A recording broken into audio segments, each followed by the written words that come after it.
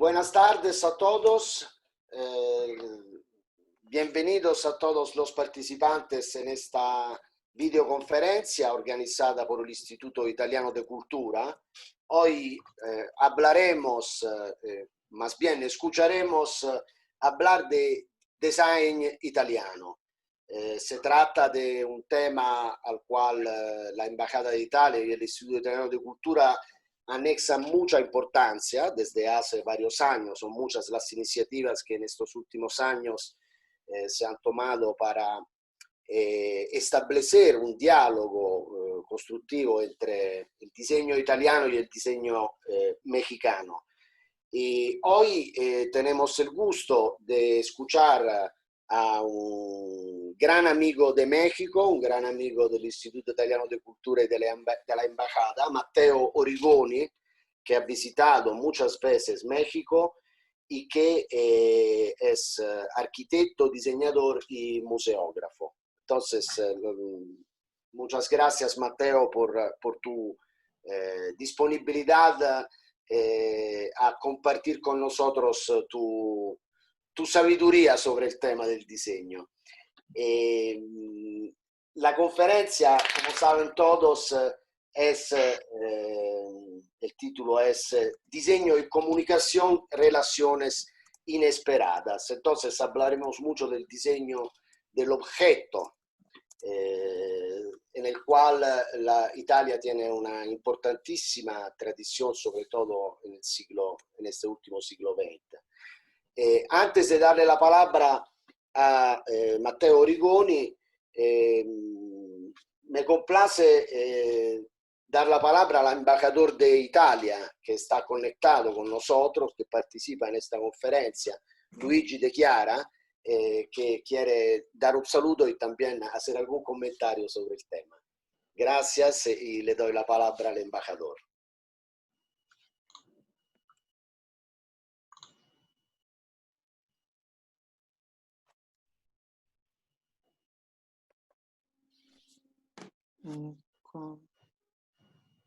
Ecco, ahora sí. Bueno, muchísimas gracias, Ricardo. Buenas tardes a todas y a todos. Para mí es un particular placer. Estoy muy agradecido con el Instituto Italiano de Cultura para organizar este webinar y también con Matteo Origoni para organizar este webinar sobre el diseño, porque no soy un experto técnico, pero soy un amante y un consumidor de diseño.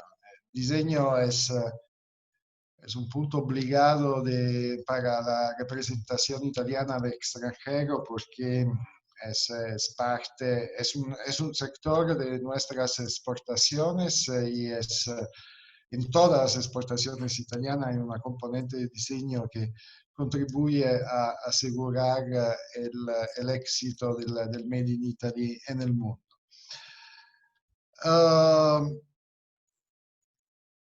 El diseño, como estaba diciendo Ricardo, también representa tanto la cultura italiana, que no es simplemente una especialidad de la Embajada y del Instituto de Cultura Italiana en México.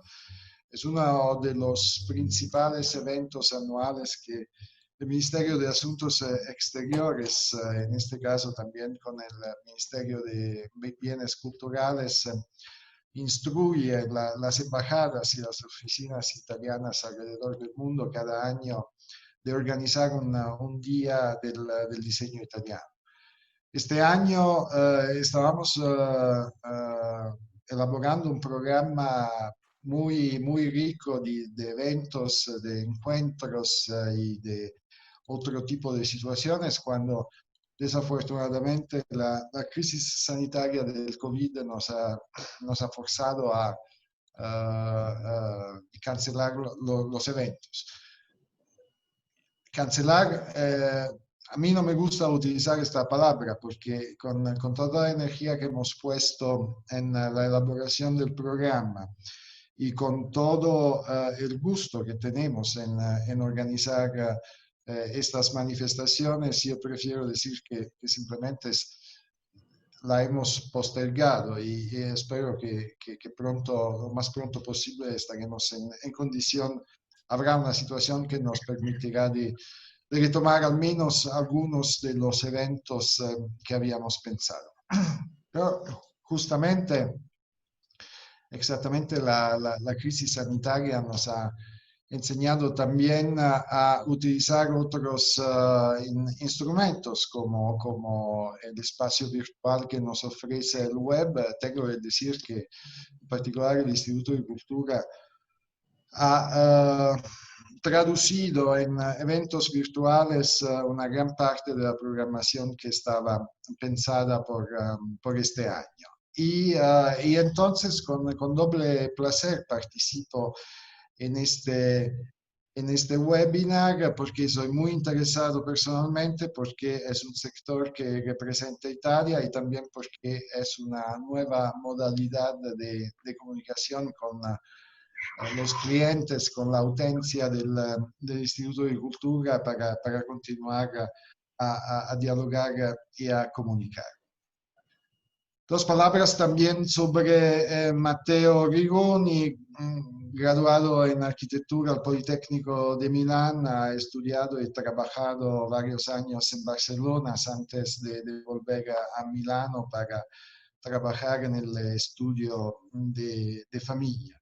Tiene también, es profesor, tiene también una actividad académica con la Academia delle Belle Arti de Brera y con el Instituto Italiano de Design, que es una institución que muy conocida también al extranjero, que tiene muchísimos extranjeros, muchísimos estudiantes no italianos.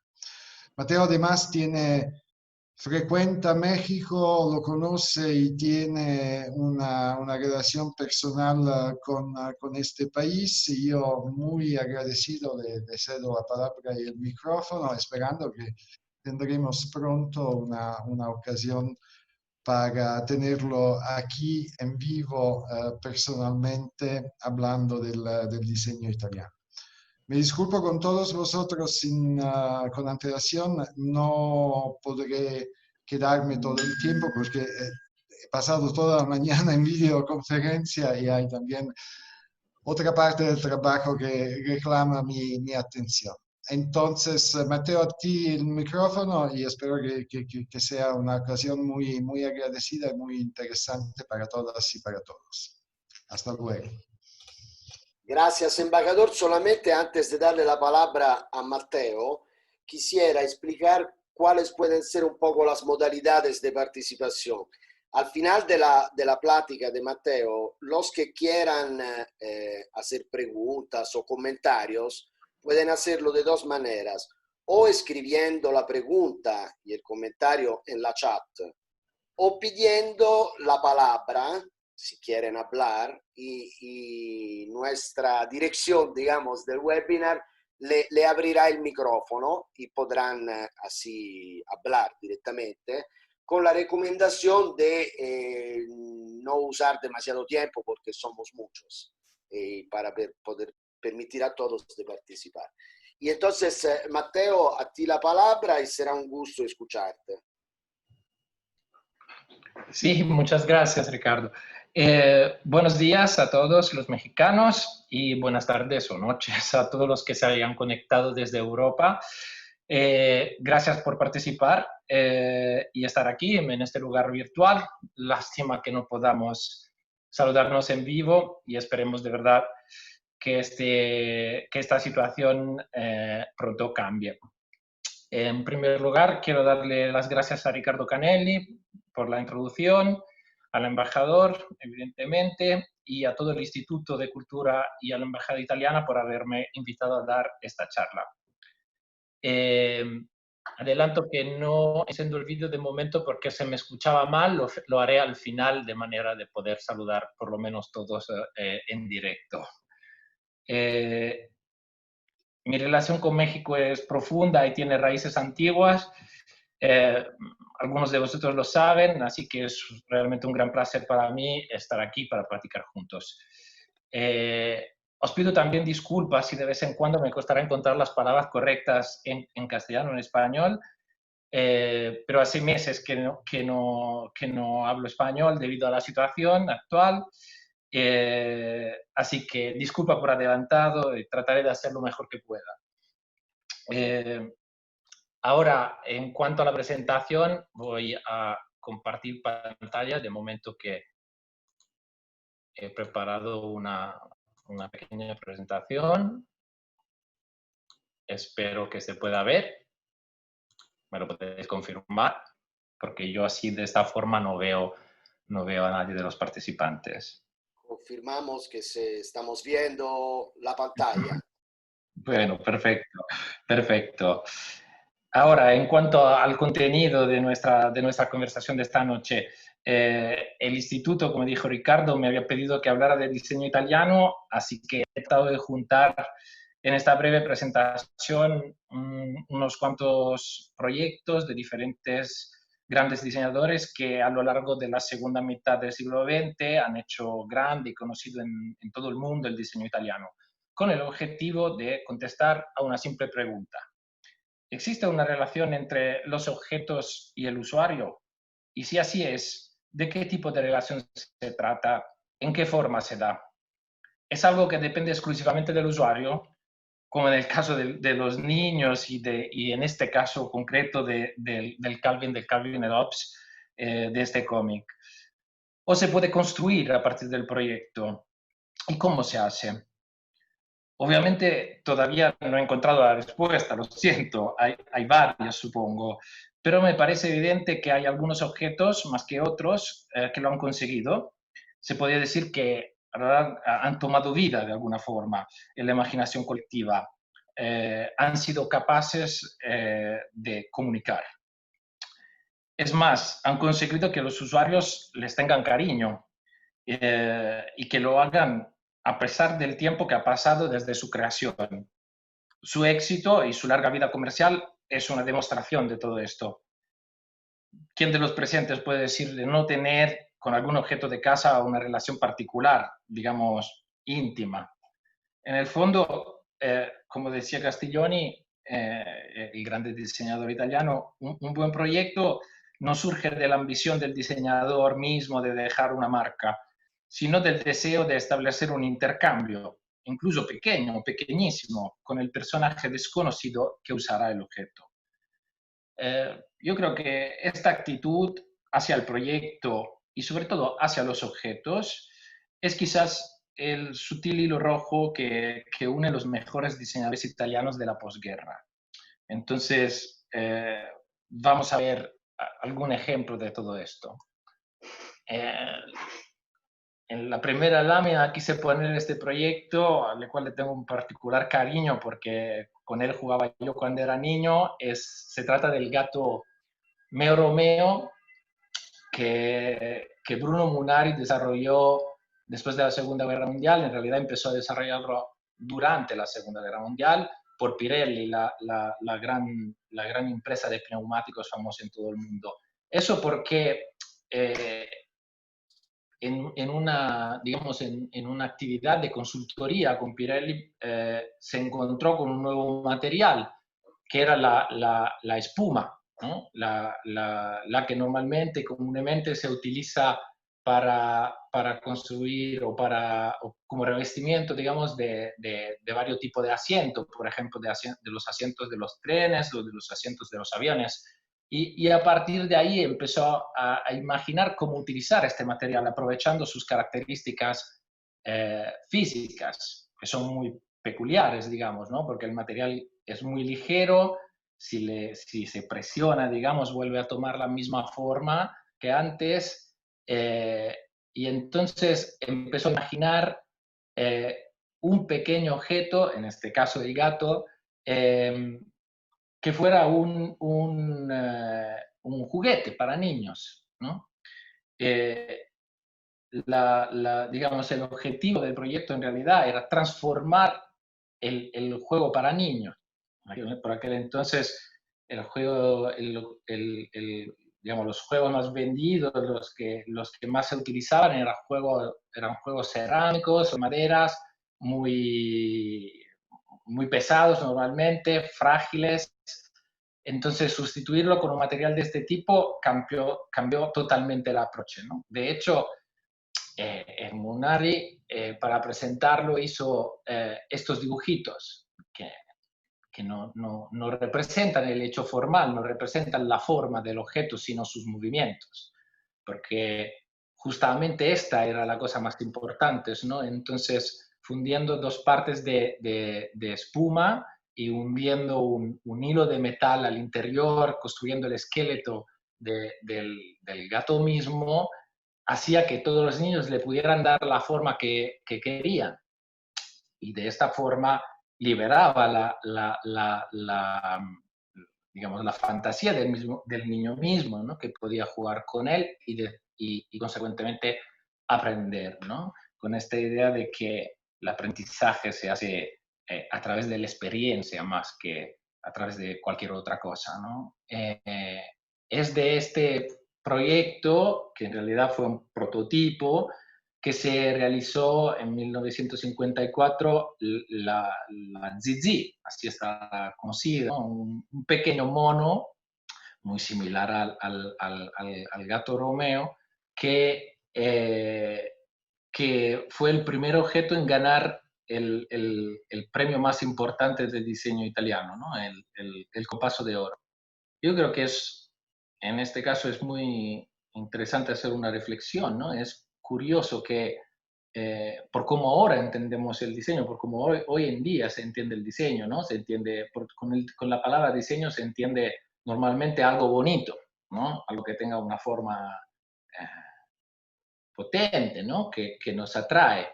En realidad, por Munari y por mucha de esta generación, la forma era más una consecuencia de sus acciones, ¿no? Pero el objetivo era otro, el objetivo era comunicar, el objetivo era abrir al diálogo con el usuario, ¿no? En este caso el niño, ¿no? Que el niño de Calvin que vimos en la portada jugaba con el paraguas, pero era él a ponerle toda la ilusión y toda la fantasía. En cambio, la Zizi, el pequeño mono de Munari, abre estas posibilidades, ¿no? Invita a utilizar la fantasía.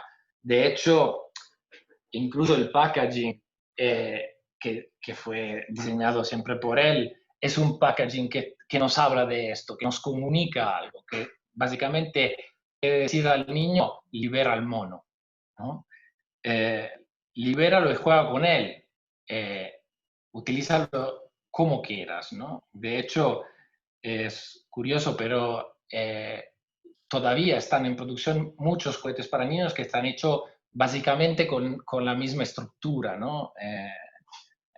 Cuando yo era pequeño, por ejemplo, en los 80, había muchos juguetes de este tipo de los personajes de Marvel, que son muy famosos hoy en día por las películas, ¿no? Que estaban hechos exactamente de la misma forma. Habían pasado más de 30 años y el proyecto, la sustancia del proyecto, quedaba ahí, ¿no? Quedaba por ser utilizada, justamente, creo yo, por estas razones, ¿no? Hoy en día, la Zizi no se produce por razones de seguridad, por la normativa que ha cambiado muchísimo en cuanto al juego de niño, pero en realidad sigue siendo un fantástico proyecto que nos habla justamente de las relaciones con el usuario y de cómo construir, ¿no? Y siguiendo hablando de él, otro proyecto que siempre se me ha quedado en la cabeza es otro proyecto muy antiguo que hoy en día está producido y vende Zanotta, la famosa empresa italiana de muebles.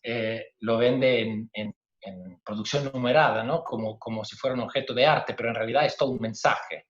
Se trata de la silla Singer, diseñada por primera vez en 1945, que acompañó a Munari toda su vida porque la tenía enfrente de su mesa en el despacho. Hay un vídeo buenísimo que os aconsejo de ver en YouTube, donde él cuenta cómo recibe la gente en el despacho, ¿no? Y cuenta justamente que esta silla está hecha por visitas veloces, rápidas, ¿no?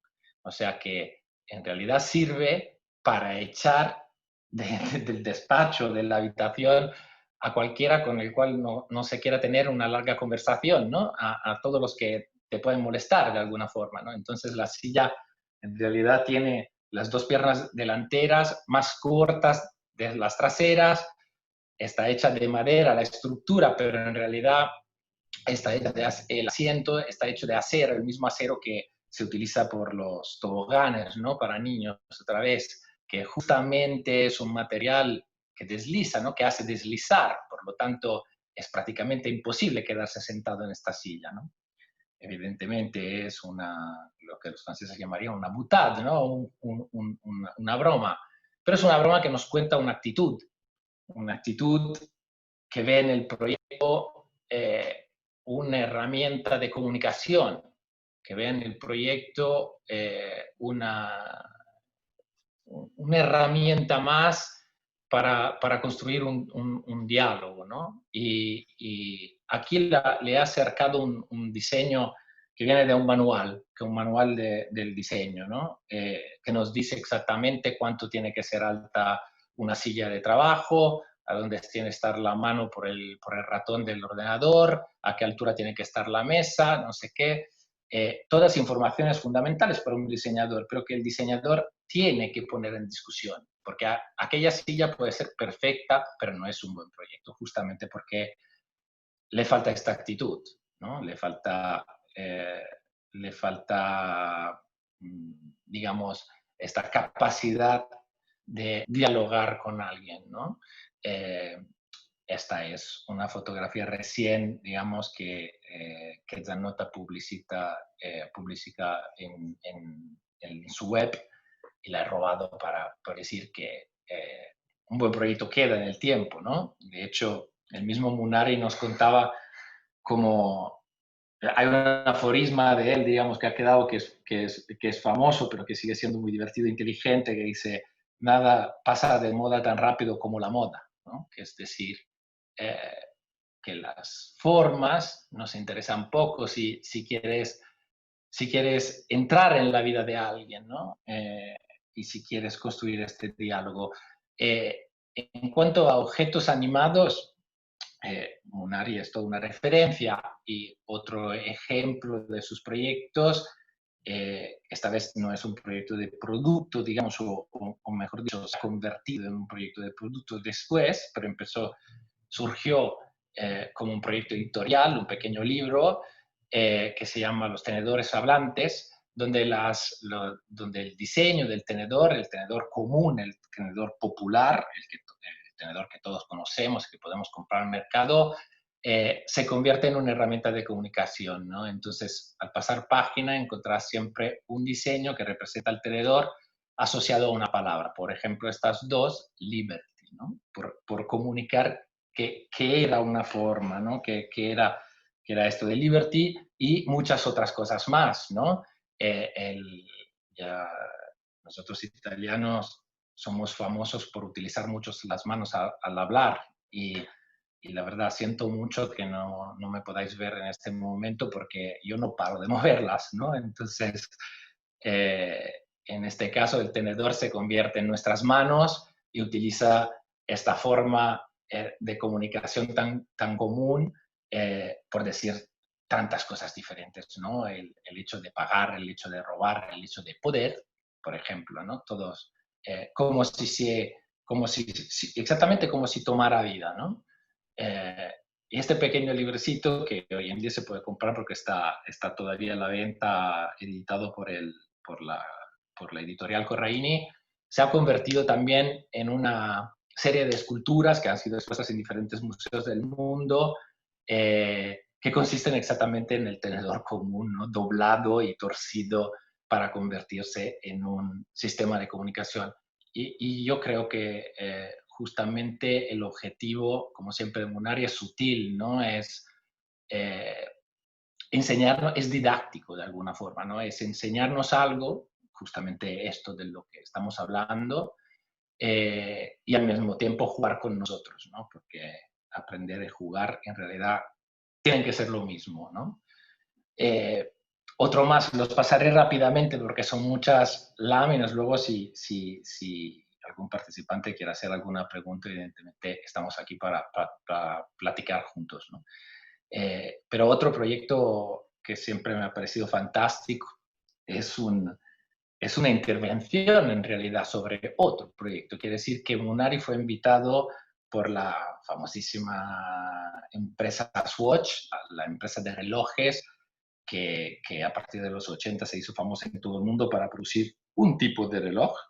Ese reloj que vemos ahí, un reloj en plástico que tenía una forma, tenía dos tamaños, uno para hombres y otro para mujeres, pero fundamentalmente se hizo famosa porque era muy barato de un lado y del otro muy colorado, ¿no? Así que el reloj, que era, hasta el momento era un objeto eh, caro y importante, se convirtiera en un objeto más de cambiar todos los días, ¿no? De hecho,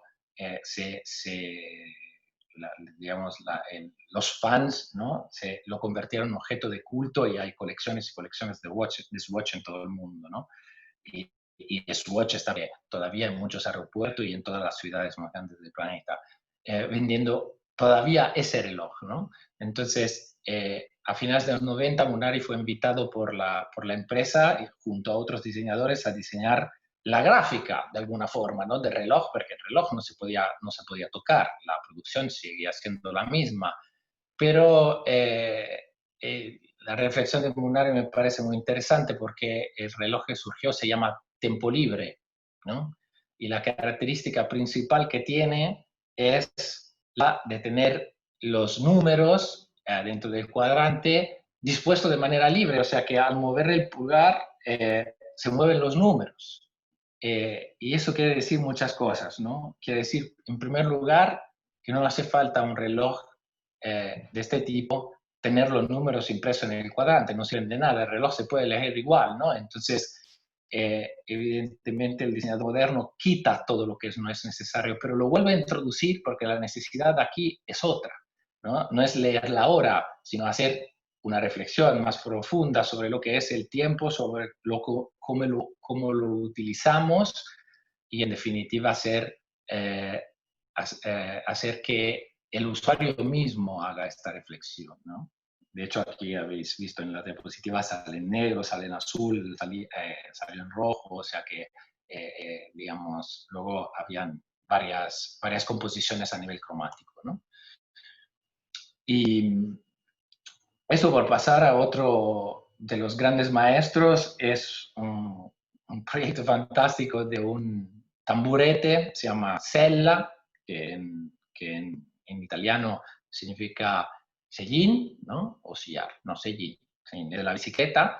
Está todavía producido, todavía se vende y estaba el año pasado en el Salón del Mueble, estaba en el centro exacto del gran stand en la Feria del Mueble de la empresa Zanotta. Es un diseño de 1957 y es un objeto bien curioso, ¿no? Es un objeto curioso porque es evidente que este no puede ser un tamborete cómodo, tampoco quiere serlo, ¿no?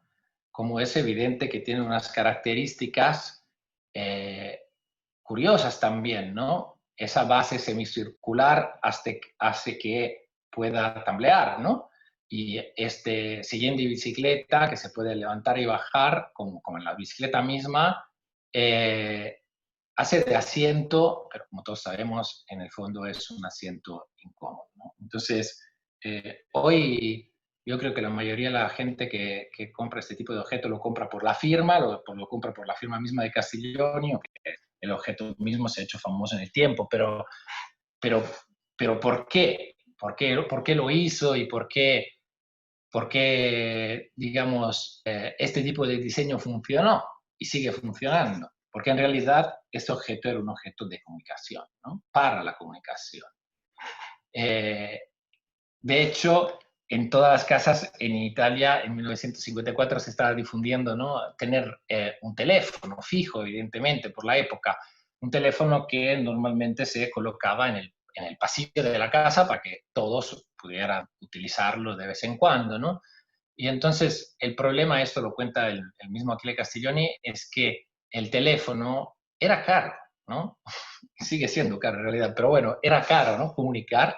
Y entonces las comunicaciones tendrían que ser rápidas también, ¿no? O sea, lo que ofrece el tamborete en cuestión es un asiento que puede estar colocado en un lugar tan estrecho como un pasillo, por lo tanto, un objeto pequeño y delgado, digamos, que no moleste a recorrer el pasillo, pero al mismo tiempo un objeto que ofrezca un asiento, evidentemente, pero que no sea un asiento para pasarse horas, ¿no? Sino un asiento para un momento determinado, posiblemente corto, ¿no? Es curioso porque Castiglioni utiliza al mismo tiempo varias herramientas, ¿no? La de la comunicación en cuanto a la manera de utilizar el objeto final, pero también de las referencias, ¿no? Lo que veis en esta foto, colgado en la pared, es un asiento típico del campo. En Italia, por lo menos, es muy típico y sirve para ungir las vacas, ¿no? Es un asiento muy curioso porque te lo puedes atar, ¿no? Y el campesino, digamos, al levantarse, ¿no? Siempre lo tiene atado con un cinturón y es un asiento de un pie, ¿no? Esta fue la referencia para construir el objeto, ¿no? Porque en el fondo la manera de utilizarlo era muy parecida, ¿no? Y otra herramienta más que utiliza es el color. ¿Por qué rosa entonces, no? ¿Por qué se produjo y se sigue produciendo en rosa? Pues porque es una clara referencia a una de las grandes pasiones italianas, ¿no? La bicicleta misma, o sea, el Giro d'Italia, ¿no?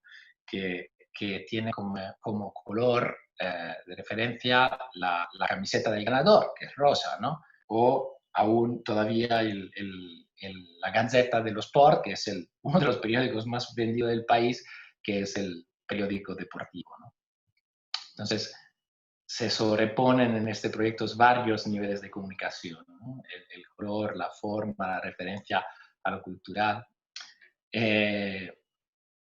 Otro más curiosísimo, la cuchara Slick, ¿no? La cuchara Slick la diseñaron los dos hermanos Castiglioni por Kraft, que era una empresa que producía mayonesa.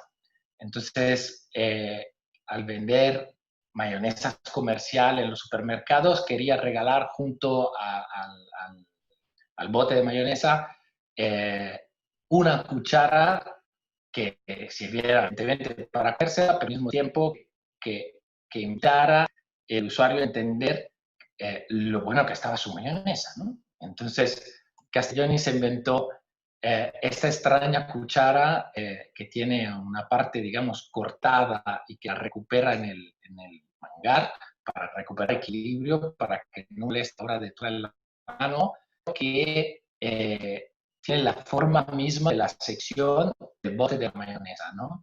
En el fondo, ayuda al usuario a hacer algo que todo el mundo, creo, ha hecho al menos una vez en su vida, ¿no? Cuando come una buena marmelada, por ejemplo, ¿no? Tratar de terminar todo el producto, aunque se esconda ahí en las esquinas del mismo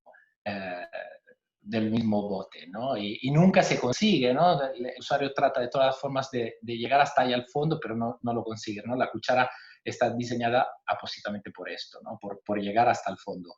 Y es tan inteligente la cuchara del Castiglioni que está hecha de plástico y de plástico transparente. Y eso porque cualquiera que haga el gesto lo puede entender. Cuando tratamos de llegar hasta el fondo del bote con una cuchara, lo que hacemos es mirar adentro del bote mismo, ¿no? Y al poner la cuchara adentro del bote y al tratar de mirar al mismo tiempo, lo que es muy complicado, digamos, ¿no? La posición de la cuchara nos impide mirar. Entonces, la solución es muy sencilla, ¿no? Es suficiente que la cuchara se haga transparente para ayudarnos aún más, ¿no? En el objetivo, que evidentemente es un objetivo divertido, ¿no? Esta cuchara ha vuelto en producción, se vende todavía y es una cuchara muy, muy cachonda de tener en casa porque bueno, en momentos dramáticos que todos hemos vivido viene en tu ayuda, ¿no? En tu socorro. O otro proyecto, esto sí, que no solamente ha entrado en producción, sino que creo que es el proyecto que más se ha difundido en absoluto de todos los proyectos diseñados por los Castiglioni, el multitrack, ¿no? Un pequeño interruptor, switch, que corta la luz. Esto permite que para apagar una bombilla, para apagar una lámpara de casa, de cualquier forma, no se tenga que desenchufar la espina del enchufe, ¿no? Es algo que ahora damos por supuesto, pero por aquel entonces no existía. Entonces, este corte, ¿no?, estaba asociado a un pequeño objeto de plástico, no tenía ningún valor económico, de hecho estaba baratísimo, y que se difundió en toda Italia. De hecho, al comprar algún objeto usado, de vez en cuando te encuentras que lleva el interruptor de Castiglioni y con toda probabilidad no se sabe cómo ha llegado hasta ahí, ¿no? Entonces, el multitrack se hizo famoso no solamente por cumplir este objetivo, ¿no?, ayudarnos a apagar una bombilla, sino porque la curiosidad que tiene es que produce un ruido, ¿no? Al mover la pestañita, hace clic, clic, de hecho se llama así, ¿no?, con el ruido mismo. Y este clic, clic, ¿no?, nos da la sensación de haber cumplido, ¿no? Es curioso, pero una de las últimas versiones del Photoshop, por ejemplo, de los programas de Adobe, habían incluido, que me pareció genial, ruidos en el programa, en el sentido de que había una opción para activar ruidos. Al mover, por ejemplo, una foto en una determinada posición, se podía oír un tiqui-tiqui-tic que acompañaba el movimiento o el momento del enganche, digamos, ¿no?, todos con ruidos diferentes, y que nos daba la sensación de tener una relación con las herramientas que íbamos utilizando, ¿no? El medio es el mismo, el ruido como herramienta de diálogo, de comunicación entre objeto y usuario, ¿no? Y siguiendo así por el camino de los grandes maestros, Cigognino. Cigognino es una mesita de salón, digamos, de poner al lado del sofá o al lado de la butaca o en cualquier otro lado de la casa, al lado de la cama incluso, diseñada por Franco Albini a principios de los 50 y producida por Cassina, todavía producida y vendida por Cassina, esta tampoco ha salido de producción, que tiene varias características, muy albiniana, es muy ligera, tiene varias cosas, pero lo más interesante que tiene, ¿no?, es su forma final, que se parece mucho al pájaro al cual hace referencia con su nombre, la cegoña, ¿no? Espero que se llame así en castellano, no estoy seguro. Un objeto, por lo tanto, que se parece a un animal doméstico, ¿no? Un animal que el usuario aguanta por el pique, por la boca, por el pique, ahí arriba, ¿no? Con este detalle, porque este detalle coincide con el centro del plano y por lo tanto esa mesita se convierte en un, así, en un, ¿cómo se dice esto? Perdonad, me falta una palabra, que no me sale, pero que se convierte en un plano de mover, ¿no? El plano con el cual, por ejemplo, traemos a la cama o al lado del sofá las tazas del té, ¿no? Esto el usuario lo puede hacer aguantando por el pique directamente la cegoña, el cegoñino de Albini por ahí, ¿no? Un detallito, ¿no? Una invitación, ¿no? Cógeme por aquí, por ejemplo. Juega conmigo otra vez, ¿no? Que nos explica cómo utilizar el objeto y hace que esto sea funcional más allá de su propia función, ¿no? Esta es una foto de repertorio de Cassina hoy en día, como lo venden, ¿no? El cegoñino acoplado a dos sillas, que son dos sillas Luisa, también de los años 50, también de Albini, todavía en producción también, ¿no? En cuanto a la comunicación, yo creo que si hablamos de diseño, no podemos, de diseño y de comunicación, no podemos no hablar de la Metropolitana de Milán, ¿no? Un ejemplo que ha sido copiado en muchas partes del mundo, ¿no? Por ejemplo, en Estados Unidos, por su gráfica seguramente, pero también por su manera sencilla de funcionar, de comunicar con el usuario. En el fondo, el problema de la metropolitana es que es un sistema que nunca para de desarrollarse, ¿no? Entonces, que cada vez que se desarrolla, cada vez que da un paso más, se complica más. Entonces, se complica más también el hecho de orientar el visitador adentro de todos los túneles subterráneos que le llevan desde la acera hasta el andén, ¿no? Hasta tomar el tren. Entonces, cuando empezó a principios de los años 60 a trabajar en el diseño de la metropolitana milanés, aparte de un trabajo exquisito de interiores que hizo Albini, la gran invención fue esta, la que se ve en este fotomontaje de la época, ¿no? Que marca, digamos, el pasamano de la escalera y que hace del pasamano de la escalera un elemento potentísimo de comunicación. Un pasamano que no solamente ayuda a todo tipo de usuario a subir la escalera, que es lo que cualquiera tiene que hacer para tomar un metro, porque se trata de un medio de transporte subterráneo, entonces escaleras habrá, en cualquier parte del mundo se va. Decía, no solamente cumple con esta función, sino que realmente le acompaña, porque le indica el camino, ¿no? En primer lugar, es rojo, en este caso, como el color de la línea, ¿no? Entonces, esto ya nos indica que hemos tomado el camino correcto para llegar al andén que queremos. Pero del otro lado tiene un diseño, y eso sí es un diseño casi de producto, muy particular. Al doblarse al final de la escalera, por ejemplo, de esta forma, ¿no? Semicircular. ¿Por qué lo hace, no? Para hacerse más evidente, ¿no? Para remarcar su presencia, esto seguramente, pero también por evitar que al correr, al bajar del tren, al correr, por ejemplo, con una bolsa, muchas mujeres esto lo saben perfectamente, la bolsa se te engancha como se te puede enganchar la jaqueta, ¿no? En cambio, el diseño mismo evita que se produzca este hecho. De alguna manera nos hace la vida más sencilla, ¿no? Nos ayuda en el camino, nos acompaña. Todavía muchas de las estaciones de la Metropolitana de Milán siguen teniendo el diseño original y están conservadas, incluso algunas están protegidas por los bienes culturales, porque justamente es un diseño de estos que siempre te funcionará, ¿no? Funciona perfectamente, ¿no? En este caso, por ejemplo, esta foto la he tomado yo, es la metropolitana que tomo todas las mañanas para ir de casa al despacho, ¿no? Y esta es la manera en la que el diseño mismo me indica cuál recorrido hacer, ¿no? Me evita que me equivoque, ¿no? Y esta foto, que es muy bonita porque es una foto recién de una parada de Milán,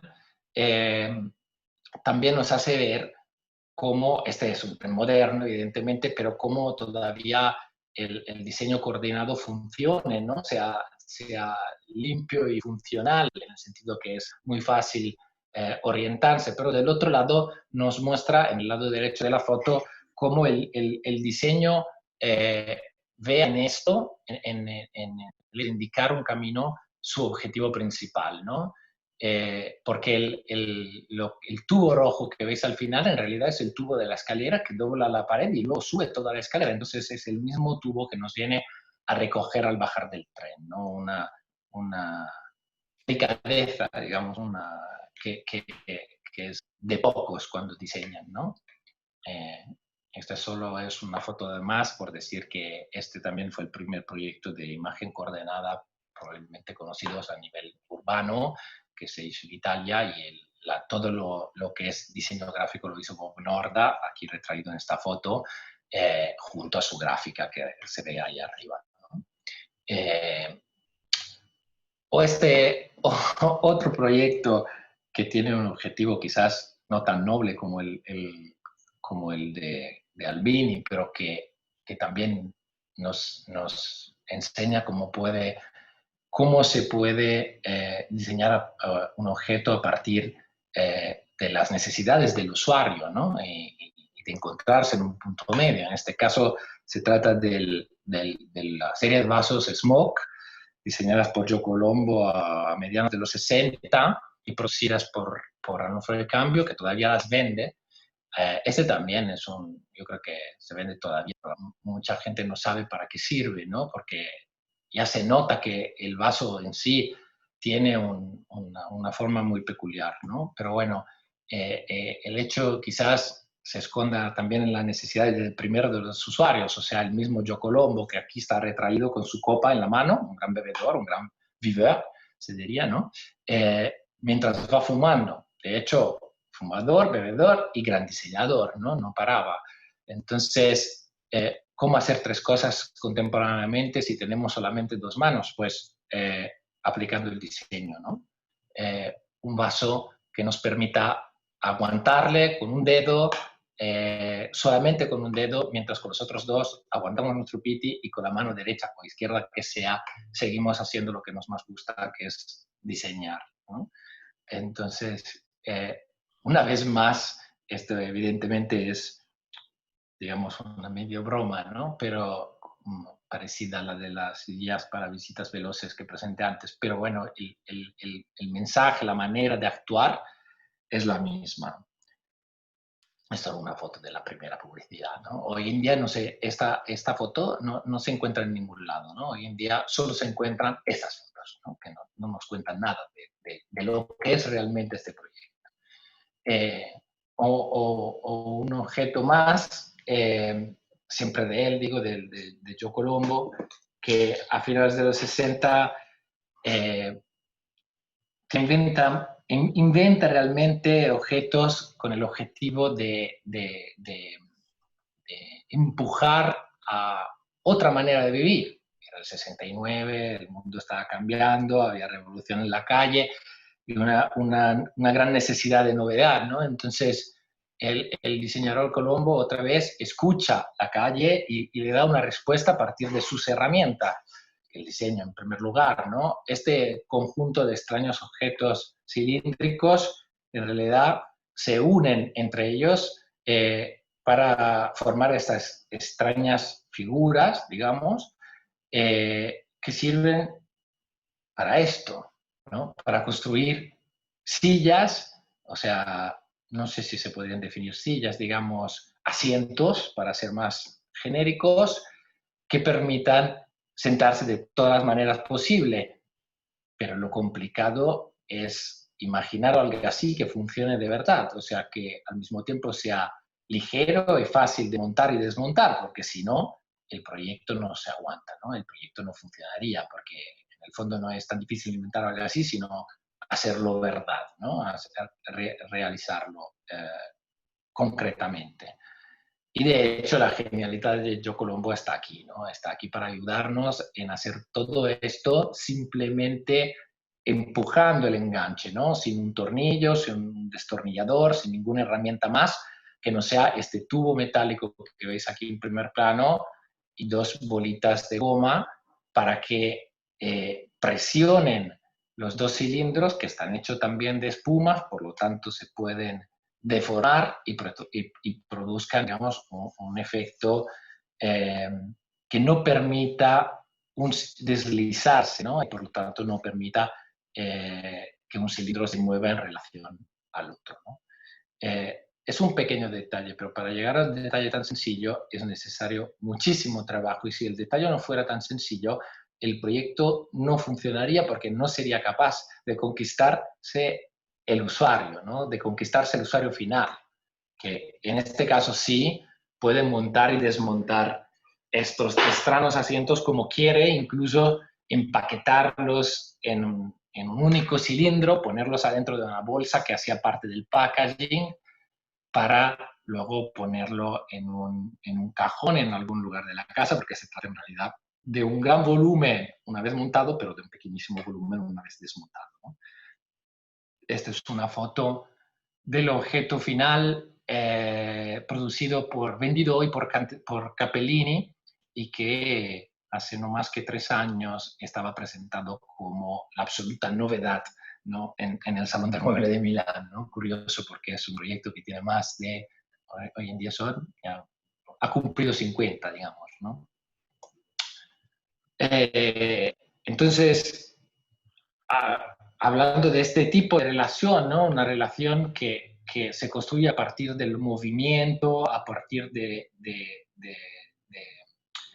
uso que el usuario mismo hace del objeto, de las diferentes posibilidades que se ofrecen al usuario. Otro objeto fantástico es la silla de cártel de Marco Zanussi y Richard Sapper, una silla pequeñísima en realidad. Esta silla hace parte de la colección del MoMA, por decir algo, ¿no? O sea, una silla que en realidad nace para ser una silla barata.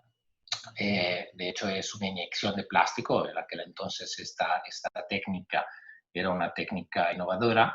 Quería decir, es una silla que nace para ser barata y para ser muy difundida, ¿no? Porque en realidad estaba hecha con el objetivo de entrar en todas las escuelas italianas y de hecho durante un largo periodo lo hizo, ¿no? Su característica principal es este respaldo, digamos, ¿no? Que tiene estos extraños agujeros, ¿no? Estos dos laterales, los veis aquí en la foto de la derecha, que coinciden con las piernas, con las dos piernas traseras, ¿no? Y esto porque en realidad la silla es una especie de... no, está concebida, digamos, no como objeto particular, sino como sistema, ¿no? Un sistema que pueda generar mundos, digamos, ¿no? Opciones, incluso que se puedan sobreponer, ¿no? Y se puedan enganchar de manera que la sobreposición sea rígida, ¿no? Y esto es un diseño de Marco Zanussi original que nos lo muestra, ¿no? El hecho de que la silla está concebida como sistema, ¿no? Como un módulo que se va montando. Y esto por generar, decía, mundos, ¿no? ¿Un mundo de qué? Un mundo que depende de la fantasía de quien la utilizará, los niños en este caso, ¿no? Que sea un objeto que de un lado nos sirva para sentar, como es correcto que sea, pero del otro que nos invite a jugar con ella y a producir esta relación, ¿no? entre el usuario final, que básicamente eran niños pequeños, como veis tienen un tamaño realmente pequeñísimo, y el objeto, ¿no? En este, aquí mire, aquí no me acordaba de haber puesto esta foto que es buenísima porque la silla se hace tobogán, ¿no? Genial. En cuanto al trabajo de Marco Zanussi, que fue un arquitecto fantástico y un diseñador aún mejor, sinceramente, trabajó mucho con Richard Sapper. Famosas han quedado todas sus experimentaciones para la empresa Brion Vega, que por aquel entonces era famosísima y producía televisores, ¿no? Televisores que no eran planos como los de hoy y que tenían cierto peso, pero lo curioso es que a pesar de esto, Zanussi empezó a intuir que esto de podérselo llevar por ahí, la pantalla, digamos, era el futuro, ¿no? Y entonces empezó a diseñar varios modelos, en realidad este es el Algol, el primero, televisores que por su propio diseño pudieran ayudar al usuario en moverlos y por lo tanto en desplazarlos, ¿no? Esta foto es una foto que creo que es una foto recién en realidad, porque Brion Vega ha vuelto a producir varios de los diseños de Zanussi hoy en día, ¿no? Esto es el objeto, ¿no? Y su forma, su forma particular, el hecho de tener la pantalla torcida, ayuda porque al ponerlo encima de una mesa, pues mira para arriba porque nuestro punto de vista normalmente es más alto, ¿no? Entonces la pantalla pequeña, en este caso, nos ayuda, ¿no? Y también nos ayuda por el peso, por lo tanto, se ve muy bien en la foto anterior, ¿no? Porque encuentra su propio punto de lanzamiento, ¿no? Digamos, para que se pueda llevar. Estarán varios modelos, ¿no? El modelo siguiente, en el que se nota como, digamos, el manillar, el hecho de que este manillar pueda desaparecer, esconderse en la caja misma del televisor, fuera el elemento crucial, ¿no? O clave, digamos, para que el usuario entendiera cómo utilizar el objeto y por lo tanto de alguna manera se construyera esta relación y le tomaran cariño. Y de hecho, algunos de estos objetos seguramente los productos de Brion Vega, como otros, en este caso la Valentina, ¿no? La Valentine de Olivetti, la máquina de escribir diseñada por Ettore Sottsass también a finales de los 60, a través de este medio, digamos, ¿no? se hicieron amar por el público y quedaron en producción durante años, décadas, ¿no? Este que veis aquí es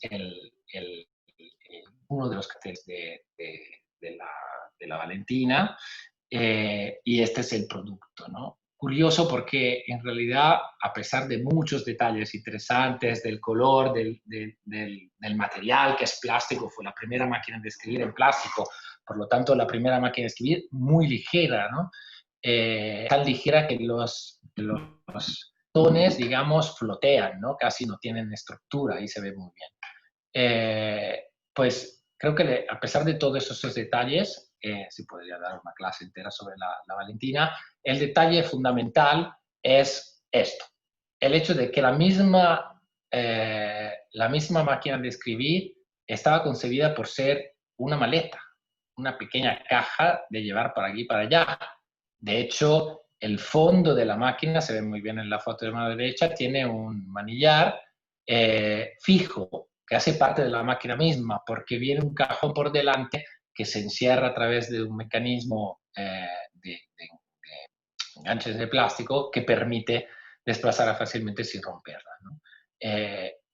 Fue tan rompedor esta actitud, o sea, fue tan rompedora que hizo de Olivetti la empresa tecnológica más famosa del mundo, entre varios objetos que Olivetti produjo, pero la hizo famosa más que nada por dar un mensaje: llévate nuestras máquinas de escribir a donde sea. O sea, haga que tu trabajo sea tu diversión, haga que tu casa sea el mundo, ¿no? Que es lo mismo idéntico que hoy en día se hace con el portátil, ¿no? O sea, en realidad el portátil es hijo de estas experimentaciones, ¿no? Y los carteles que he puesto aquí son los carteles de publicidad original, nos demuestran justamente esto, ¿no? El acento, digamos, no estaba en el detalle de la máquina, en su color, tal, estaba en el mensaje, ¿no?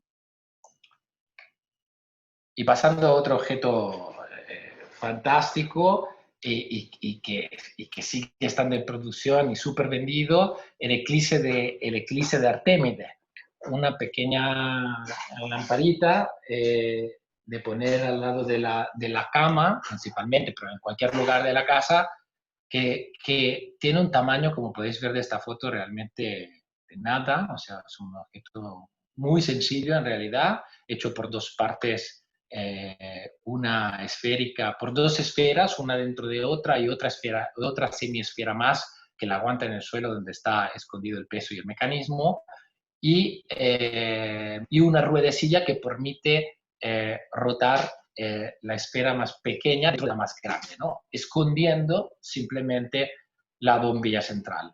Al esconder la bombilla central, esto nos permite regular la luz, ¿no? Hoy en día siempre me río un poco cuando veo productos modernos que nos tratan de vender cosas parecidas que se regulan a través del ordenador, o sea, a través de un satélite, ¿no? Por favor, tenemos las manos y seguiríamos teniendo las manos, ¿no? ¿Por qué hacer tan complicado algo que puede ser tan sencillo como un gesto como este, ¿no? Y el hecho de la comunicación también para Magistretti es fundamental, porque en el fondo la luz que emite la misma lamparita es muy parecida, digamos, a la del fenómeno que todos conocemos como eclipse, ¿no? que hace que el Sol o la Tierra se intermita entre nosotros y de alguna manera esconda, ¿no? En este caso, por ejemplo, la Luna, ¿no? Dejando que aparezcan varios tramos luminosos y varios tramos en la sombra, ¿no? Lo mismo idéntico ocurre, se ve muy bien en esta foto, con la lámpara de Magistretti, que todavía es un producto de punta de Artemide, a pesar de tener, no sé, 60 años, ¿no? Esta aquí abajo, por ejemplo, es una versión contemporánea de la lámpara, ¿no? Que no ha cambiado en realidad, no ha cambiado en nada, ¿no? Y es prácticamente idéntica, ¿no? Ha cambiado la fotografía, ha cambiado la manera de proponerla al público, pero bueno, el objeto sigue siendo este, ¿no? Esta es la luz fantástica que emite, ¿no? Al final, a este tipo de objeto, por su sencillez, por ser tan cercano a fenómenos que conocemos, por varias razones que dependen de la sensibilidad del proyectista, el usuario le toma cariño. Yo mismo le tomo cariño, la tengo en casa. Otro proyecto de Magistretti que sigue el mismo camino, no sé si se está alargando demasiado esto. Tengo 10 minutos más, Ricardo, ¿puedo Yo creo que preguntarte esto? sí, creo que sí. La verdad es que sería bueno seguir mucho más, pero seguramente 10 minutos más sí. Vale, pues lo haremos rapidísimo, solamente por decir eh, que, que esta actitud hacia el proyecto y hacia la comunicación está presente en muchos proyectos también del Magistretti, ¿no? Por ejemplo, esta silla, que es una de mis favoritas, que se llama Kenia, y es un proyecto para una empresa que se llama Campeggi, que se llamaba Campeggi, ahora ya no existe, que la empresa, que producía objetos para... Oye, perdón, aquí hay un temporal tremendo, se ha abierto todo.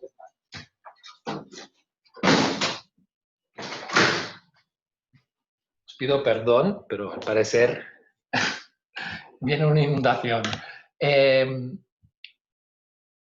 Decía que la silla Kenia también tiene esta particularidad, ¿no? Está diseñada y producida para una empresa que hacía objetos para ir de campo, ¿no? O sea, objetos que tenían que ser fáciles de mover, ligeros y sobre todo fáciles de montar, ¿no? Una vez llegados al campo, que sea fácil de utilizar, ¿no? Y en esto la silla, que está hecha de una estructura metálica muy ligera, nos ayuda muchísimo porque en realidad se abre solamente al levantarla, ¿no? Funciona exactamente como un paraguas. En esta foto la veis cerrada, una vez que se abre una clip que encierra la tela de la que está hecha y se levanta la silla a través del manillar que veis ahí arriba y que se ve también en esta foto, la silla se abre sola, ¿no? Por magia, ¿no? Solamente por gravedad. Y al abrirse toma consistencia porque es la tela misma la que aguanta la estructura en realidad, ¿no? Entonces, abrirla y cerrarla se hace en un minuto, ¿no? Y el hecho de utilizar, el hecho, digamos, de crear este intercambio, de explicar al usuario cómo utilizarla, está escondido, digamos, ahí en el manillar que sobresale, digamos, de una oreja del respaldo, ¿no? Que nos explica ya de manera clarísima qué hacer con ella, ¿no? O para pasar a otro más, digamos, de los grandísimos, uno de mis favoritos en absoluto, ¿no? Angelo Mangiarotti. Mangiarotti, un arquitecto exquisito, un diseñador estupendo, que se ha dedicado muchísimo, por ejemplo, al diseño de prefabricados para naves industriales, o sea, totalmente otro campo de acción, pero que todo lo que tocó se convirtió en algo exquisito.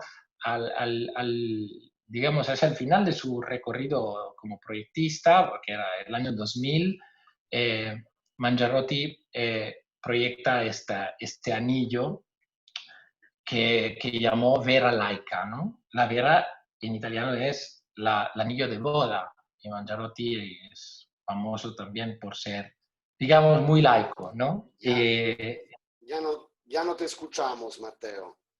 Hola, hola, Sí, ahora sí. sí, ahora sí. Sí, Ah, vale. Mejor, lo siento, al igual espero que el temporal que está cayendo aquí y que ha llegado todo de repente no nos dé problema. De todas formas, voy corriendo, así acabo. Decía la vera laica de Mangiarotti es un anillo de boda y Mangiarotti lo diseñó por sí mismo en realidad, porque él mismo era muy laico, ¿no? Entonces hizo diseñar un anillo que nada tuviera que ver con la boda católica, la más difundida en Italia, pero que pudiera representar y contar la unión entre dos personas, ¿no? Y por eso la vera está dibujada de manera que se rompa, ¿no? Se pueda abrir, se pueda romper en dos partes a través de un mecanismo, una cola de pájaro, digamos, en italiano lo digamos así, que es este que veis aquí, que le permite, que permite deslizar las dos partes y que la vera se abra sola, ¿no? Que el anillo se abra solo. Entonces, ¿qué es lo que normalmente bloquea el anillo, hace que el anillo exista, porque hace que el anillo no se rompa en dos partes? Pues nuestro dedo, ¿no? Una vez puesto el dedo adentro, el anillo no se puede romper. Una vez quitado el anillo casi automáticamente, por sí solo, se separa en dos partes, ¿no? Yo creo que la verdad esto es uno de mis objetos favoritos porque es capaz de contar algo que es incluso difícil de contar con palabras, ¿no? La unión eterna entre dos personas, ¿no? Eh, mejor, mejor no se puede hacer, ¿no? Desde mi punto de vista. Lo mismo Mangiarotti lo hace con muchas esculturas, estas se llaman separación nostálgica y cuenta justamente esto, ¿no? Pero vamos rápido, pasamos a otro. Quiero dejaros con no me acuerdo cuánto he puesto, 2 o 3 proyectos muy recientes, por demostrar que hay diseñadores italianos que siguen el mismo camino que los grandes diseñadores que acabamos de ver con esta breve presentación. Entre ellos seguramente está Giulio Giachetti, que en 2012 diseñó esta lamparita de mesa que se llama Magneto, producida por Foscarini. Y la lamparita en cuestión es bien curiosa porque está hecha de metal y la verdad es que la característica que tiene es la de poderse desplazar de una manera muy sencilla, porque entre el cono que contiene, digamos, la fuente de luz y el palo que la aguanta vertical, hay una esfera que es metálica, ¿no? Y esta esfera permite, en esta foto se ve muy bien, que el usuario la pueda mover, gestionar como quiere, ¿no? Y direccionarla como quiere, incluso jugar con ella, ¿no? Porque al ser un magneto, ¿no? Es incluso muy divertida de utilizar, ¿no? Yo creo que este es un diseñador muy joven, muy joven, digamos que más viejo que yo, pero joven, ¿no? Y el mismo Giachetti con Matteo Ragni en 2000 se hicieron famosos ambos a través de un proyecto pequeñísimo, ¿no? Donde otra vez, bueno, la forma es bastante consecuencia y no es lo más importante que haya. Se llama Moscardino, una cucharita que es también tenedor, que está producida en una bioplástica totalmente biodegradable, pero que tiene como objetivo de sustituir tenedores y cuchillos de todos los buffets que se hacen durante el aperitivo, ¿no? No sé si alguien sabe, pero en Italia, sobre todo en Milán, el aperitivo está muy difundido y se come mucho a través del buffet. Entonces, para ahorrar espacio, incluso economía y sobre todo para evitar de gastar tanto material y tanta energía, se produjo este pequeño objeto que al ser dos cosas a la vez, ¿no? Permite, digamos, la comida rápida y ser utilizado tanto de un lado como del otro, ¿no? Hoy en día, desgraciadamente, no se podría utilizar porque el COVID nos ha quitado el placer de poder compartir estos momentos. Quiero terminar simplemente citando un proyecto de Paolo Julian, otro diseñador muy joven, porque tiene una historia muy divertida, porque Paolo Julian lo dibujó y lo realizó por una exposición colectiva, o sea, en forma de prototipo hace diversos años, o sea, en 2006 creo, pero las fotos y las imágenes del producto en cuestión circuló tanto por internet que al final Ferrero, la empresa que produce la Nutella, se lo compró, aún no ha entrado en producción, pero se lo compró casi 10 años después. Eso porque por internet empezó a circular y todo el mundo lo quería. Se trata de una galleta que se llama Finger, que es una galleta para evitar justamente de hacer lo que se ve en la foto de la mano izquierda, ¿no? O sea, de poner los dedos adentro del bote de Nella, ¿no?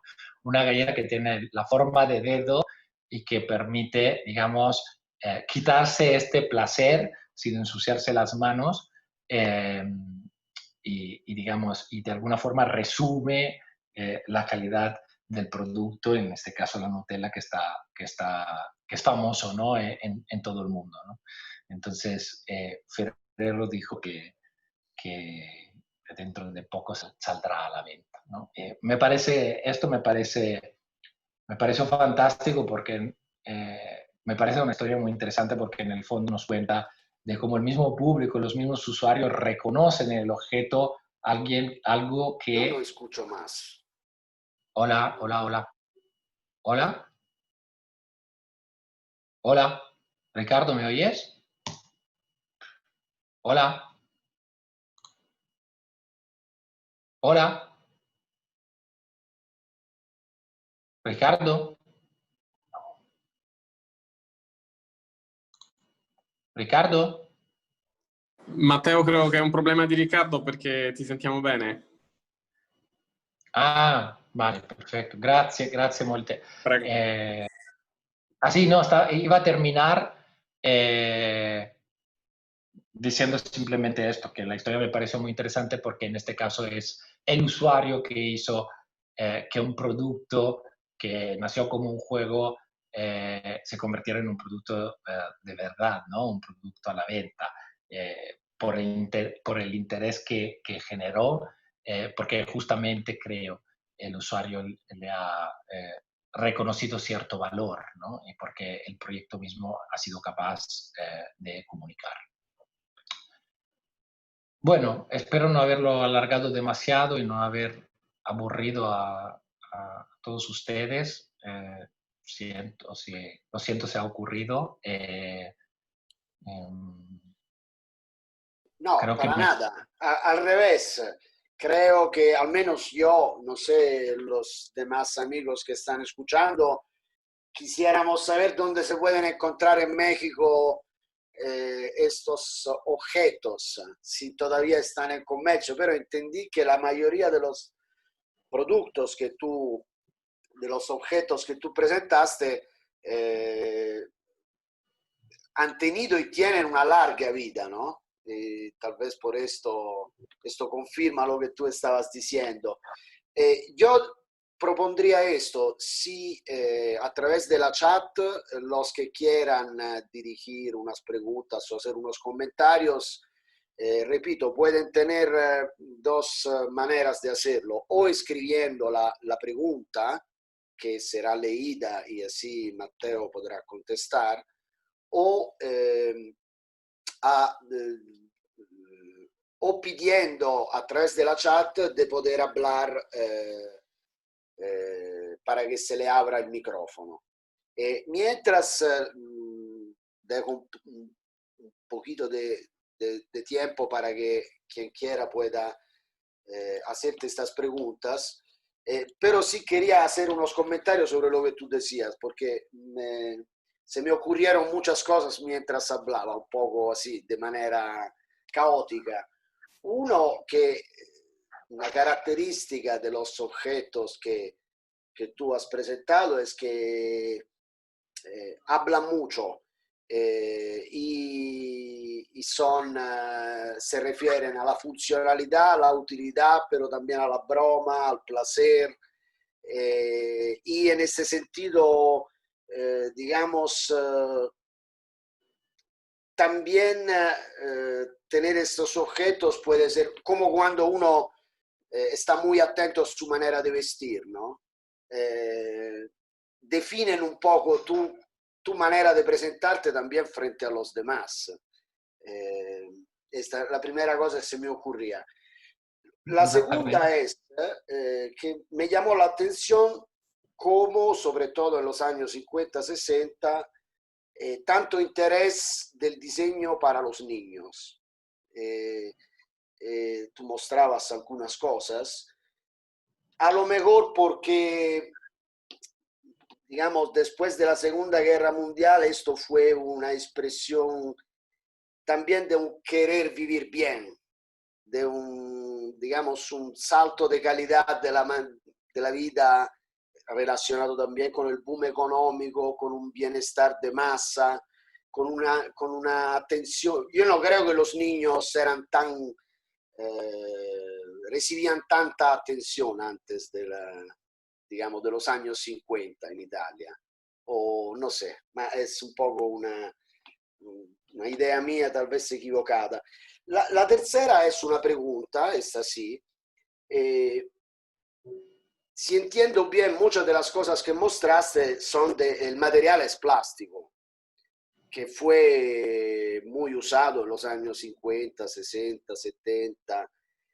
Creo, no sé si es justo, que fue un ingrediente importante del diseño industrial italiano, ¿no?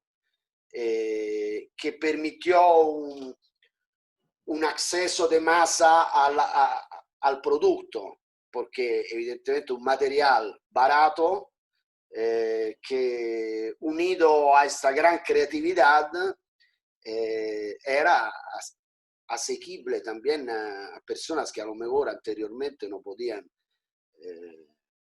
digamos, darse estos lujos, ¿no?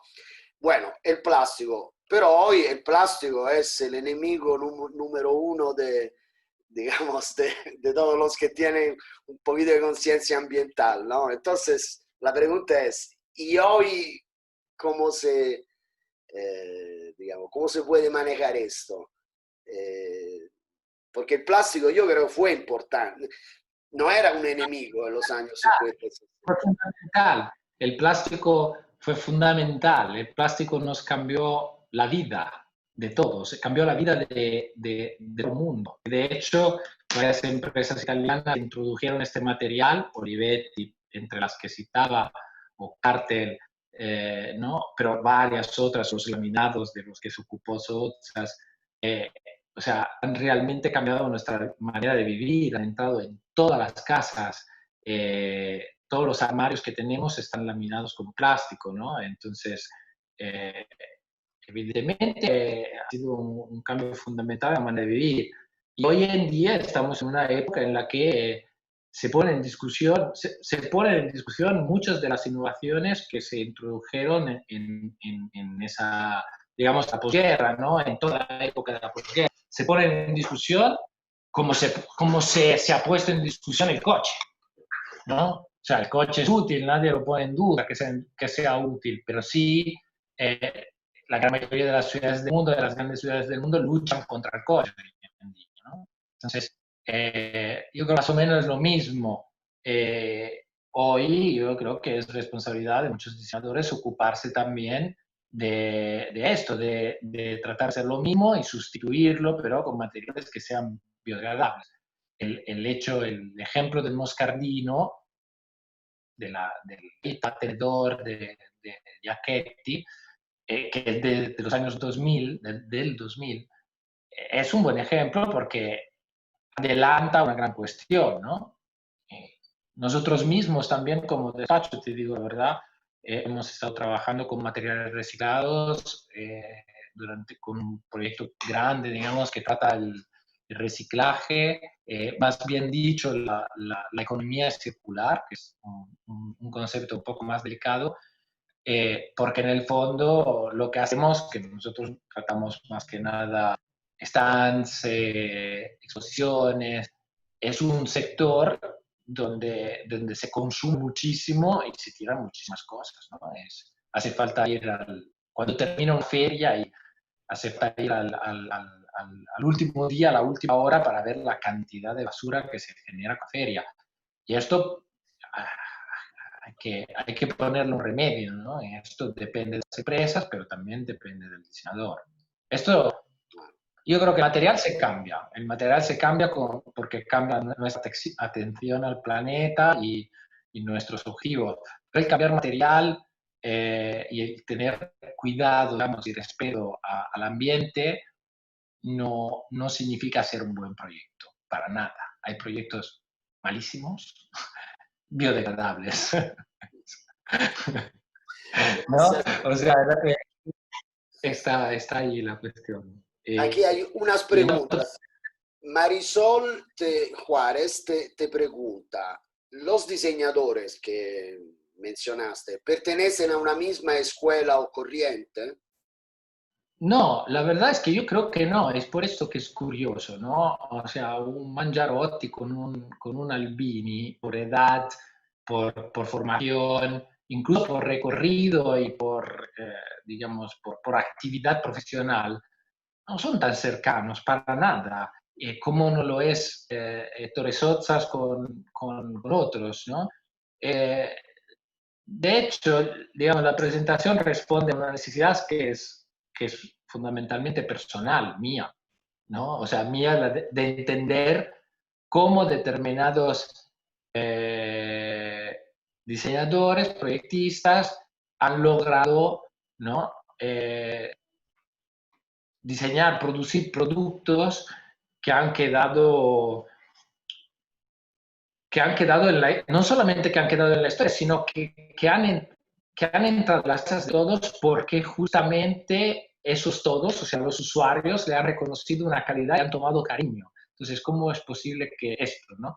Cada uno tiene sus herramientas, pero yo sí que estoy bastante convencido de que este sutil hilo rojo, este objetivo, digamos, escondido, o no tan escondido, que en el fondo, Ettore Sottsass, que con Achille Castiglione no tenía nada que ver por actitud, decía que para él todos sus proyectos eran, todos sus objetos, eran pequeños animales domésticos, que en el fondo es exactamente lo mismo que decía Castiglione con otras palabras, ¿no?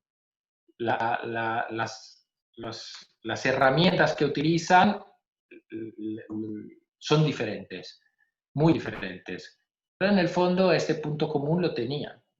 En el fondo, citando otra, las utilizo, pero las de ellos nos hacen entender mejor que yo, ¿no? Entonces, cuando Munari decía que cada gran artista quiere entrar en todo un museo del mundo, pero cada gran diseñador quiere entrar en todos los mercadillos barrio, decía la verdad, ¿no? O sea, la actitud del diseñador era una actitud, era esta, la de entrar en todos los mercadillos, ¿no? Y esta actitud, esta gente la compartía de alguna forma, de maneras diferentes, eso sí. Esto es la idea que me he hecho yo, pero también es una interpretación personal, ¿no? Bueno, hay Sibdi García Robles que hace una reflexión y también pone una pregunta. La reflexión es esta: los usuarios se apropian de los objetos por su estética, necesidad y principalmente su funcionalidad. Creo que era, como mencionaba, no recuerdo si Bon Giuseppe o el mismo Munari, un objeto no será un buen diseño si no posee funcionalidad. Esta es la reflexión, a lo mejor tú también... Depende de lo que se entiende por funcionalidad, ¿no? Si la funcionalidad es entendida estrictamente, el pasamano de la metropolitana milanés solo sería un pasamano, ¿no? O sea, terminaría con la escalera, terminaría ahí donde termina una escalera, como terminan todos los pasamanos. Esta es su función, la cumple, está bien diseñado si se aguanta bien, si no gasta demasiados recursos para estar ahí donde tiene que estar, y punto, ¿no? En cambio, eso creo que es el gran error, digamos, de quien entiende el movimiento moderno como aquel movimiento que solo mira la funcionalidad. Sí, pero es verdad, porque de sus mismas palabras es así, pero la funcionalidad era entendida como un concepto mucho más amplio de la simple función, ¿no? Esto, en todo, incluso en todo edificio moderno se ve el gran funcionalista, luego vas a ver el edificio y está lleno de locuras, ¿no? De juguetes, de marcas, de materiales, porque la funcionalidad era así el centro de todo, pero al mismo centro estaba el hombre, ¿no? Que tiene necesidades mucho más complejas, que has de subir una escalera, que necesita cierta humanidad, Certo. El mismo Ziddi García te pregunta, ¿las fotografías que expuso de Bruno Munari pertenecen a su obra Cómo nacen los objetos? No, no, no, no. Las fotografías están sacadas de diferentes veces y no, no. Seguramente, ahora no recuerdo bien, porque hay varias ediciones además de aquel libro, pero alguna cosa seguro estará, pero no, las fotos de la presentación vienen de varios libros, de varios lugares.